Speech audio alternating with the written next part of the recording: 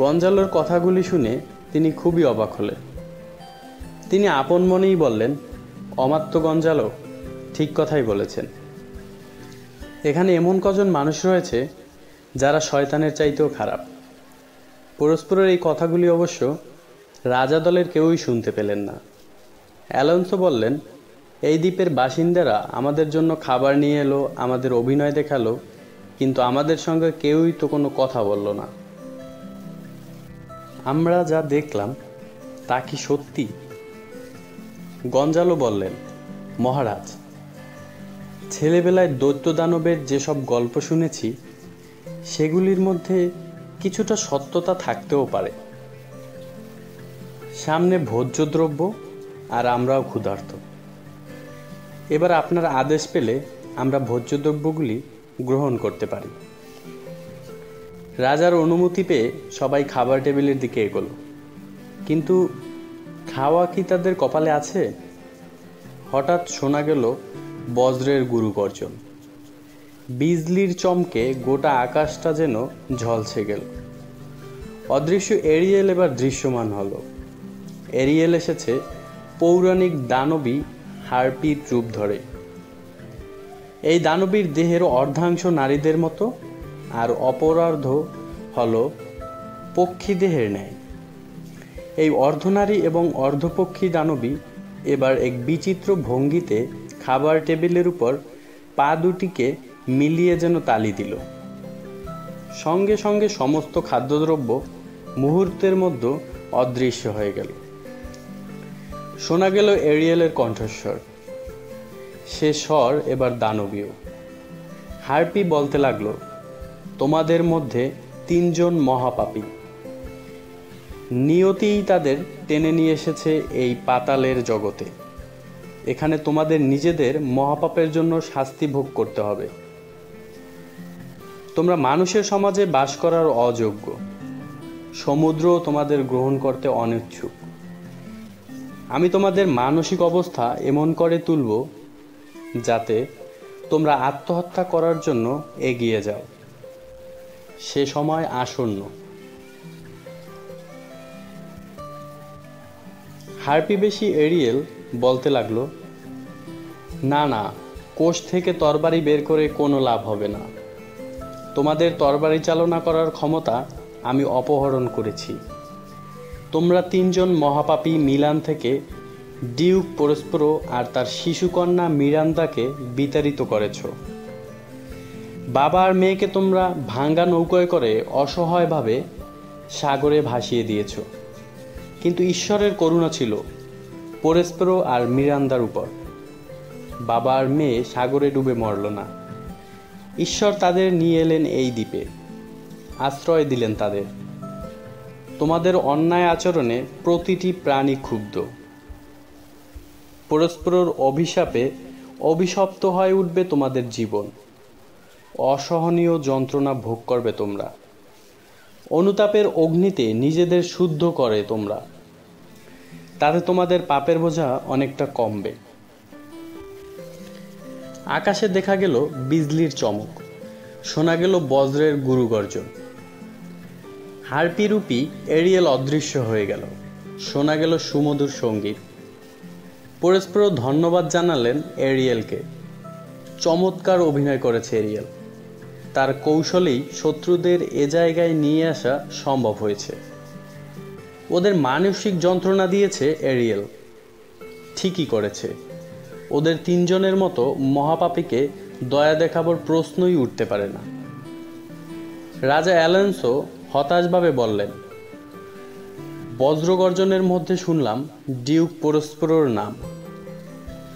শুনলাম আমার অতীত পাপের কাহিনী। মহাপাপের মহাপঙ্কে পতিত হয়েছি আমি। কিন্তু আমার ছেলেকে আমি খুঁজে বের করব। যদি জীবিত অবস্থায় তাকে না পাই, তবে তার দেহের পাশেই রচিত হবে আমার শেষ শয্যা। সেবাস্টিয়ান বীরপনা দেখিয়ে বলল, প্রতিবারে যদি একজন করে দানব আসে, তবে আমি একদল দানবের সঙ্গে লড়াই করতে পারি। অ্যান্টনিও বলল, রাজভ্রাতা, আমি হব আপনার সহকারী। রাজা, সেবাস্টিয়ান এবং অ্যান্টনিও সেখান থেকে চলে গেলেন। গঞ্জালো মন্তব্য করলেন, এরা তিনজনেই দেখছি বেপরোয়া হয়ে উঠেছে। ওদের মহাপাপের বিষক্রিয়া শুরু হয়ে গিয়েছে। ওরা এখন কি করতে কি করে বসেন কে জানে। ওদের অনুসরণ করতে হবে, থামাতে হবে ওদের। আড্রিয়ান বলল, আসুন ওদের অনুসরণ করি। পরস্পরের গুহার সামনে রয়েছেন তিনি নিজে, ফার্দিনান্দ আর মিরান্দা। পরস্পর বললেন, বৎস ফার্দিনান্দ, তোমাকে আমি অনেক কষ্ট দিয়েছি, কঠোর আচরণ করেছি তোমার সঙ্গে, অনেক কঠোর কথা বলেছি। কিন্তু আমি যা করেছি তা কেবল তোমাকে পরীক্ষা করার জন্যই করেছি। সে পরীক্ষায় তুমি সসম্মানে উত্তীর্ণ হয়েছ। আমি তোমাকে পুরস্কার দেব। আমার মেয়ে মিরান্দাকে আমি তোমার হাতেই তুলে দেব। মিরান্দার মতো মেয়েকে স্ত্রী রূপে পাওয়া খুবই সৌভাগ্যের বিষয়। আমার নিজের মেয়ে বলে আমি কথা বলছি না, ভবিষ্যতে তুমি নিজেই তা বুঝতে পারবে। এরপর পরস্পর এরিয়েলকে স্মরণ করলেন। এরিয়েল এলে তিনি বললেন, এবার রাজা অ্যালেন্সো আর তার দলের সবাইকে এখানে নিয়ে এসো। এরিয়েল বলল, প্রভু, আপনার আজ্ঞা অবশ্যই পালন করব। পরস্পর বললেন,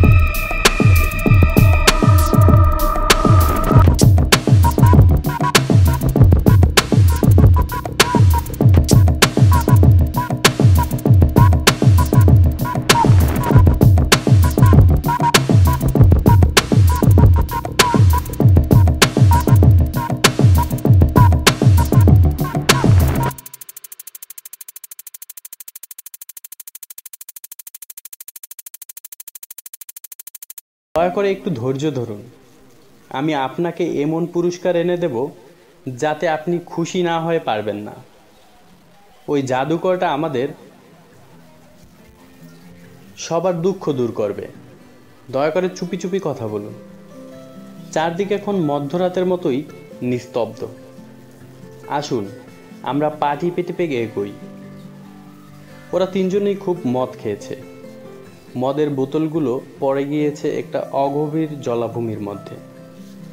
স্টেফানো বলল, দাঁড়াও, আগে বোতলগুলি জলার ভিতর থেকে উদ্ধার করি, তারপর তোমার ওই জাদুকরটার সম্বন্ধে ব্যবস্থা নেওয়া যাবে। ক্যালিবান অনুনয় করে বলল, প্রভু দয়া করে চুপ করুন। এই তো সামনেই জাদুকর পরস্পর গুহার মুখ। আগে কাজটা সেরে ফেলুন। জাদুকর মরলে আপনিই হবেন এই দ্বীপের রাজা, আর আমি দাস হয়ে সারা জীবন আপনার সেবা করব। স্টেফানো কিন্তু গুহার দিকে গেল না। ক্যালিবান বলল, প্রভু জাদুকরটা এখন ঘুমিয়ে রয়েছে, আমাদের এই সুযোগ হারালে চলবে না। জাদুকর জেগে উঠলে আমাদের আর রক্ষে থাকবে না। ক্যালিবানের কথায় কান না দিয়ে মাতাল স্টেফানো টলতে টলতে এগোলো একটা গাছের দিকে। জাদুবিদ্যার সাহায্যে গাছে নানা রকমের সুন্দর সুন্দর পোশাক আর খেলনা ঝোলানো ছিল। ষড়যন্ত্রকারীদের আটকে রাখার জন্যই এটা করা হয়েছিল। স্টেফানো বলল, এই যে দেখছি পোশাকের গাছ, এর সবগুলি আমার। ট্রিনকুলো এবার স্টেফানোকে সম্মান দেখিয়ে বলল, মহারাজ, আমরা সবগুলি পোশাক চুরি করব।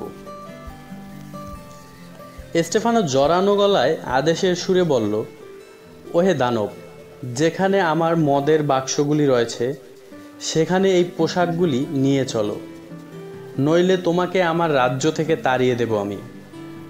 হ্যাঁ হ্যাঁ, হাত লাগাও, এক্ষুনি হাত লাগাও। ক্যালিবান বলল, মহারাজ, আগে আসল কাজটা শেষ করা হোক। এ পোশাকগুলি তো আপনারই, এগুলি নিয়ে যেতে আর কতক্ষণ লাগবে?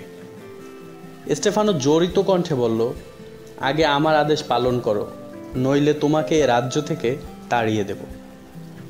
এখন দেখা গেল একদল অশরীরী শিকারীকে, তাদের সঙ্গে কতগুলি অশরীরী শিকারী কুকুর।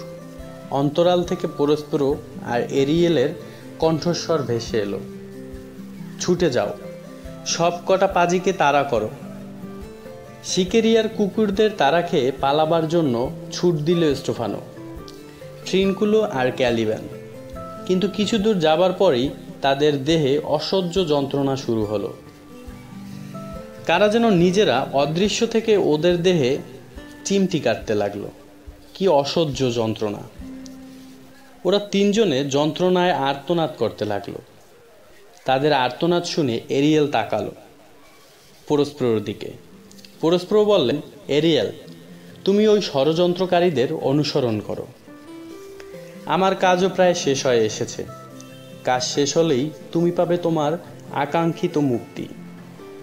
আমিও আমার জাদুদণ্ড আর জাদুবিদ্যার বইগুলিকে মাটিতে গর্ত করে পুঁতে ফেলব। ওগুলির প্রয়োজনীয়তা ফুরিয়ে যাবে। পরস্পর এরিয়েলকে স্মরণ করলেন। এরিয়েল এলে তিনি জিজ্ঞেস করলেন, ওহে আমার ভাই আর নেপলসের রাজার খবর কি? এরিয়েল হেসে বলল, তাদের বুদ্ধিশুদ্ধি প্রায় লোপ পেয়েছে। ক্ষুধায় এবং ক্লান্তিতে এখন তারা অর্ধমৃত অবস্থায় রয়েছেন। আমি তাদের কাছে নানা রকম সুস্বাদু খাদ্যদ্রব্য রেখেছিলাম, কিন্তু যেই না ওরা খেতে গেলেন, আমি দানবী হার্পির রূপ ধরে তাদের সামনে উপস্থিত হলাম। সঙ্গে সঙ্গে খাদ্যদ্রব্য অদৃশ্য হয়ে গেল। আমি রয়ে গেলাম। রাজা অ্যালোনসো এবং মিলানের অনধিকারী ডিউক অ্যান্টনিওকে স্মরণ করিয়ে দিলাম তাদের অতীত পাপের কথা। বললাম, একদা আপনারা মিলানের বৈধ ডিউক পরস্পর এবং তার শিশুকন্যা মিরান্দার প্রতি অন্যায় আচরণ করেছিলেন, আর সেজন্যই তারা এখন শাস্তি পাচ্ছেন। আমার কথা শুনবার পর তাদের মুখের যে ভাব হলো তা যদি একবার দেখতেন। প্রভু, অতীত দুষ্কর্মের জন্য তাদের মনে এখন অনুশোচনা হচ্ছে। অনুতাপের আগুনে এখন তারা জ্বলছেন। তাদের অবস্থা এখন এত শোচনীয় যে তাদের দেখে আমারও করুণা হলো। পরস্পর বললেন, যদি তোমার ওদের উপর করুণা হয়ে থাকে তবে আমার তো ওদের উপর আরও করুণা হওয়া উচিত, কেননা আমিও তো ওদের মতো মানুষ। এরিয়েল, ওদের এখানে নিয়ে এসো। বাধ্য এরিয়েল পরস্পরের আদেশ পালন করবার জন্য তখনই চলে গেল। উদ্দাম সঙ্গীতের সুরে আকৃষ্ট করে এরিয়েল অনুতপ্ত মানুষগুলিকে নিয়ে এলো পরস্পরের গুহার সামনে। তাদের সঙ্গে এলেন দয়ালু গঞ্জালো। 12 বছর আগে এই গঞ্জালোই বিপদের দিনে, দুঃখের দিনে বিপন্ন প্রস্পরকে সাহায্য করেছিলেন। প্রথমে অপরাধীরা প্রস্পরকে চিনতেই পারলেন না, কেননা তার পরনে ছিল জাদুকরের পোশাক। তাছাড়া তার মুখে ছিল লম্বা সাদা দাড়ি। পরস্পর গঞ্জালোকে ধন্যবাদ জানিয়ে বললেন, দয়ালু অমাত্য, একদিন আপনি আমার এবং আমার শিশুকন্যার জীবন রক্ষা করেছিলেন। যে ভাঙা নৌকোয় করে আমাকে আর আমার মেয়েকে সাগরে ভাসিয়ে দেওয়া হয়েছিল, সেই নৌকায় আপনি দিয়েছিলেন খাবার, বইপত্র আর কিছু প্রয়োজনীয় জিনিস। আপনার দয়াতেই আমরা দুজন প্রাণে বেঁচেছি। এইবার সবাই চিনতে পারলেন পরস্পরকে। অ্যান্টনিও ক্ষমা চাইলেন পরস্পরের কাছে। নেপলসের রাজাও দুঃখ প্রকাশ করে ক্ষমা চাইলেন। পরস্পর দুজনকেই ক্ষমা করলেন। অ্যান্টনিও এবং রাজা অ্যালেন্সো বললেন, আপনার প্রতি অনেক অন্যায় আচরণ করা হয়েছে। এবার অনুগ্রহ করে আপনি আপনার রাজ্য ফিরিয়ে নিন। পরস্পর বললেন, আমরাও আপনাকে দেবার মতো কিছু রয়েছে। আমি আপনাকে একটি মূল্যবান উপহার দিতে চাই। একথা বলে তিনি একটা দরজা খুললেন। দেখা গেল ঘরের মধ্যে ফার্দিনান্দ মিরান্দা দাবা খেলছে। এই দৃশ্য দেখে রাজা অ্যালেন্সো আনন্দ এবং বিস্ময়ে একেবারে বাক্যহারা হয়ে গেলেন। ফার্দিনান্দো বাবাকে দেখে আনন্দে বিহ্বল হয়ে পড়ল। রাজার ধারণা হয়েছিল যে ছেলের সলিল সমাধি হয়েছে। আবার ফার্দিনান্দো ভেবেছিল বাবা জলে ডুবে মারা গিয়েছেন, কিন্তু দেখা গেল বাবা আর ছেলে দুজনেই বেঁচে আছেন। আনন্দে রাজা ছেলেকে জড়িয়ে ধরলেন। মিরান্দা অবাক হয়ে গেল। সে ভাবল, এরা সব কারা? কোথা থেকে এলেন ওরা? এরকম লোকেরা যে জগতে থাকেন সে জগৎ নিশ্চয়ই খুব সুন্দর। নেপলসের রাজা মিরান্দার স্ত্রী এবং সৌন্দর্য দেখে অবাক হয়ে গেলেন। তিনি ভাবলেন, মানুষের দেহে কি কখনোই এত সৌন্দর্য সম্ভব? ইনি নিশ্চয়ই কোনো দেবী। এই দেবীর দয়াতেই পিতা এবং পুত্র আবার মিলিত হতে পেরেছেন। বাবার ভুল ভেঙে দিয়ে ফার্দিনান্দ বলল, বাবা, রূপে গুণে মিরান্দা দেবীর মতো হলেও ও হলো মানবী। মিরান্দা হলো ডিউক পরস্পর কন্যা। রাজা বললেন, আমি মিরান্দার কাছেও ক্ষমা চাইছি। আমি ওকে নিজের মেয়ের মতো করেই পেতে চাই। শুনতে অবাক লাগছে যে বাবা মেয়ের কাছে ক্ষমা চাইছে, তাই না? পরস্পর একটু রসিক